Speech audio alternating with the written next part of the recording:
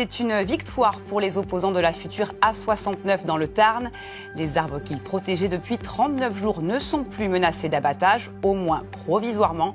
Ceux que l'on nomme les écureuils ont donc regagné la terre ferme. Ils descendent sous les ovations des opposants à l'autoroute A69. Épuisés, à bout de force pour l'une d'entre eux. Durant 39 jours et 39 nuits, ces défenseurs de l'environnement sont restés dans les arbres pour les sauver de l'abattage. Durant 39 jours et 39 nuits, ils ont subi le froid, le vent, la pluie, mais également les privations de sommeil ou le manque de nourriture. Il fallait tenir, quel qu'en soit le coût, nous confie l'un d'entre eux, pour la sauvegarde de l'environnement. Tout cumulé, ça fait beaucoup.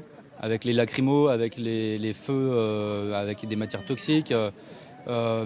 Donc on a été vraiment poussé à bout dans des retranchements qu'on n'avait pas forcément connus jusque-là, en tout cas pour ma part. Et il en est sorti quand même une énorme solidarité, avec cette lumière toujours qu'on voyait, quoi qu'il arrive. On voyait un petit fragment juste assez pour se dire c'est sûr, c'est le bon cap, on lâchera rien.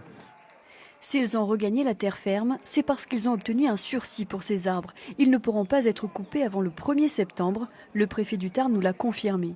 L'Office français de la biodiversité, OFB, a obtenu la preuve que ce site est bien une zone à fort enjeu écologique. Là, sur les derniers arbres dans lesquels les écureuils étaient, on a eu la confirmation que l'OFB a fait un constat et a dressé un procès-verbal de constat indiquant qu'il y avait des mésanges bleus et des espèces protégées qui étaient dans les arbres et qui commençaient leur nidification. Donc ça veut dire que là, il est impossible d'abattre les arbres. Et donc on a eu cette preuve-là. Une victoire au goût amer pour Thomas Braille, farouche défenseur des arbres. Je suis épuisé de voir l'énergie qu'on dépense, nous, toutes ces personnes ici, pour finalement un projet qui n'a aucun sens, quoi. Aucun sens. La bataille contre la 69 et pour la défense des arbres va se poursuivre avec des recours judiciaires et une enquête pénale. Et s'il le faut, certains sont également déjà pris à remonter dans les arbres.